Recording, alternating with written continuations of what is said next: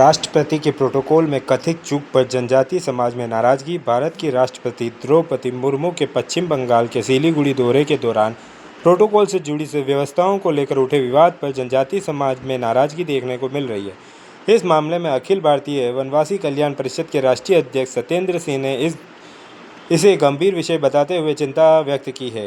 राजस्थान में भी परिषद के प्रदेश अध्यक्ष जगदीश कुलमी और प्रदेश महामंत्री वीरेंद्र पंचोली ने इस प्रकरण पर नाराजगी जताते हुए कहा है कि राष्ट्रपति देश का सर्वोच्च संवैधानिक पद है और उनके सम्मान व प्रोटोकॉल में किसी भी प्रकार की लापरवाही उचित नहीं है। अधिकारियों ने कहा कि राष्ट्रपति के पद की गरिमा बनाए रखना सभी सरकारों और प्रशासन की जिम्मेदारी है। उन्होंने इस पूरे मामले में उचित स्पष्टता और संवेदनशीलता बरतने की आवश्यकता पर जोर दिया। जगदीश कुलमी, प्रदेश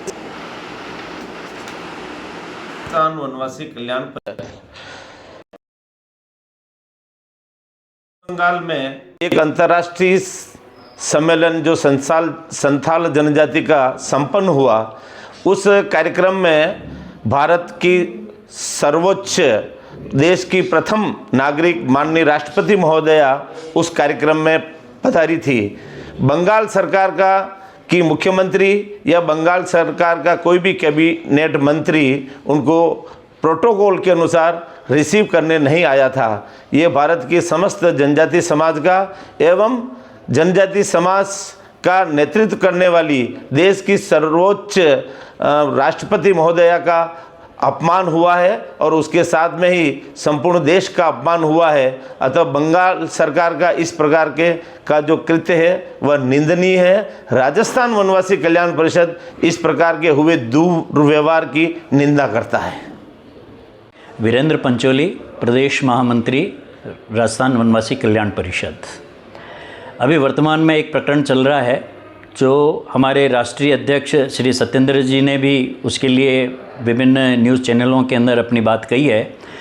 हमारे देश की प्रथम नागरिक जो कलकत्ता के अंदर संथाल लोगों के एक कार्यक्रम के अंदर वहाँ पर कलकत्ता के अंदर प्रवास के ऊपर गई थी, वहाँ पर उनके प्रवास के दौरान उनका बहुत भारी अपमान हुआ। प्रोटोकॉल के तहत संवैधानिक रूप से वहाँ के मुख्यमंत्री अथवा वहाँ के किसी कैबिनेट मंत्री को उनकी अगवानी करने के लिए जाना चाहिए था, वो वहाँ पर नहीं पहुँची और न ही किसी प्रतिनिधि को वहाँ पर उनकी अगवानी के लिए भेजा।